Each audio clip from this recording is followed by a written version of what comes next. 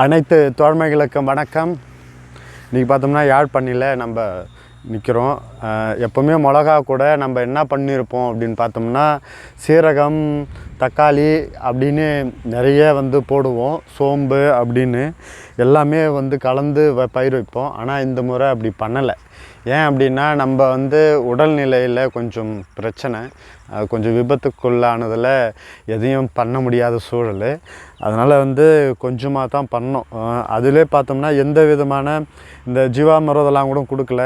மீன் அமிலம் அப்படிலாம் எதுவுமே இல்லாமல் நம்மளுக்கு அப்படியே இது காய்ச்சிருக்கு.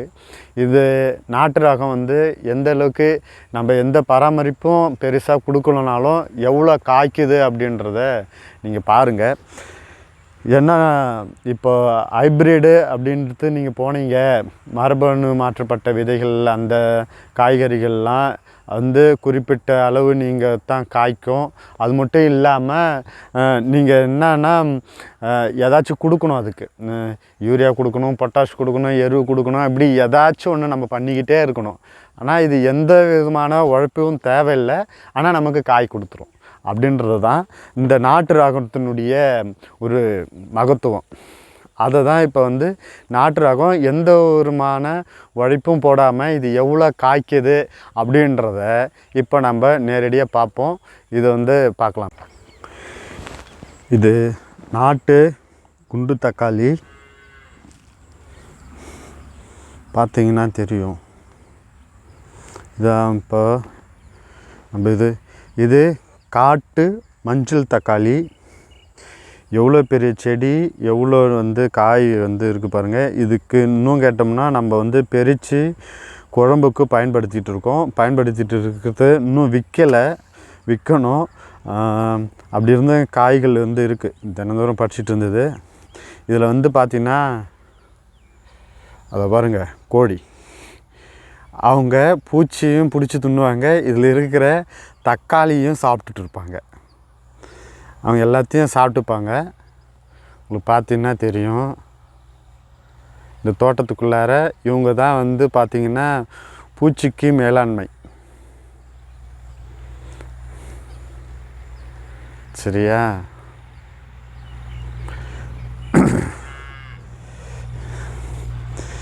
இது சிகப்பு காட்டு தக்காளி. எந்த அளவுக்கு இருக்குது பாருங்கள். இது நல்ல சுவையாக இருக்கும். ரொம்ப புளிப்பு இருக்காது. நல்ல சுவையாக நிறைய காய் காய்க்கும், நிறைய இருக்கும். இது ஒரே செடி எவ்வளோ பெரிய செடியாக இருக்குது பார்த்துக்கோங்க. நிறைய காய் வச்சுருக்கு. இதனுடைய பழங்கள் பார்க்குறதுக்கே ரொம்ப அழகாக இருக்கும். சரியா? பாருங்கள்.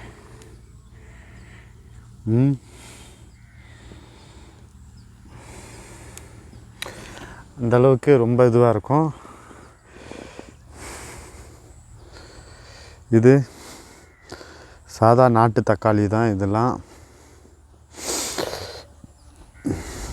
எவ்வளோ தக்காளி இருக்குது பாருங்கள். இப்போ இதை அறுவடை பண்ண போகிறேன் நான் விற்கிறதுக்காக.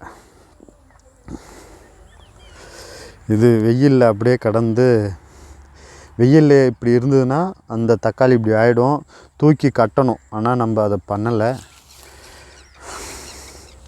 வேலைக்கு வேறு போயிட்டுருக்கோம்.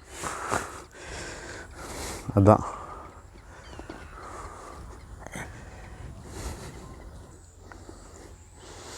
பாருங்கள் எந்த அளவுக்கு இருக்குது தக்காளி.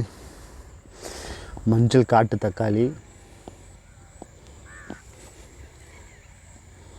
இவ்வளோ அழகாக எவ்வளோ காய் பிடிச்சிருக்கு பாருங்கள். இது பார்த்திங்கன்னா கொடி தக்காளின்னு சொல்லுவாங்க. இதுவும் நிறைய காய்கள் வைக்கும். சுவை நல்லாயிருக்கும்.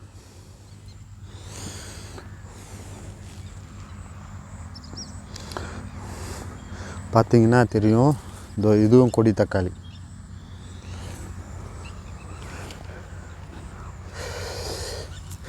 இதில் இப்போ நல்லா பழுத்திருக்கு பாருங்கள்.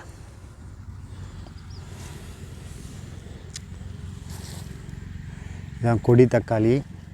இது ஒரே செடி தான். எந்த அளவுக்கு இருக்குது பாருங்கள்.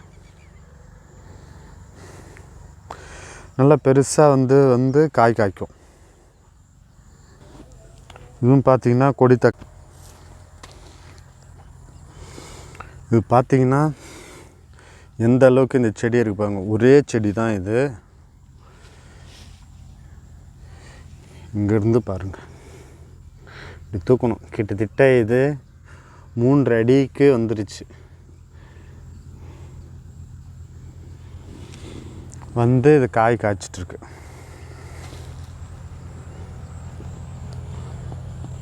பழங்கள் இருக்குது.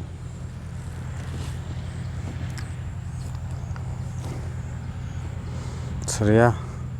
சம்பா மிளகா நம்மக்கிட்ட இருக்கிறது சின்ன செடி தான். ஆனால் காய்கள் வந்து எப்படி இருக்குன்னு பார்த்துக்கோங்க.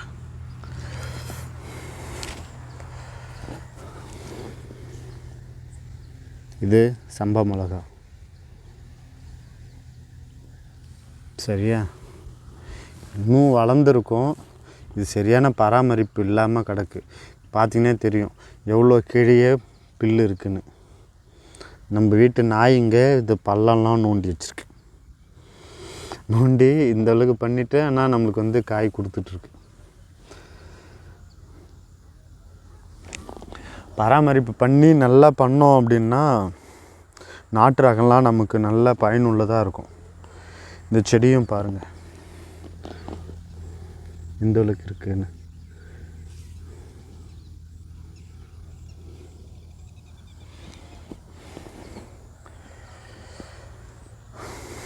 நம்ம தோட்டம்